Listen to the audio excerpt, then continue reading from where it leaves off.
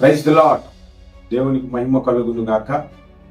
యేసు ప్రభు వారు నేనే మార్గము, నేనే సత్యము, నేనే జీవము అని చెప్పారు. నా ద్వారా తప్ప ఎవడును తండ్రి యొద్దకు రాడు అని ప్రభు చెప్పారు.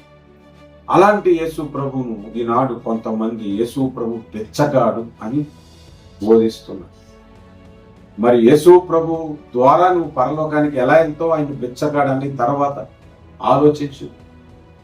ఎలా వెళ్తావు?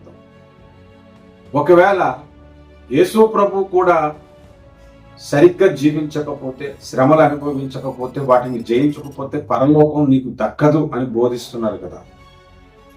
అదే పరిస్థితి ఉంటే యేసు ప్రభువునే ఎందుకు మాదిరిగా పెట్టాడు? మరి నిన్ను ఎందుకు మాదిరిగా పెట్టలేదు? నువ్వు కూడా జయించి మాదిరి అవ్వచ్చు కదా, నీ ద్వారా కూడా పరలోకం వస్తుందా? సింపుల్ లాజిక్లు కూడా తెలియకుండా, కనీస జ్ఞానము లేకుండా బోధిస్తున్న దుర్బోధకు ఈనాడు యూట్యూబ్ నిండా కనబడుతుంది, ఫేస్బుక్ నిండా, ట్విట్టర్ నిండా కనబడుతుంది.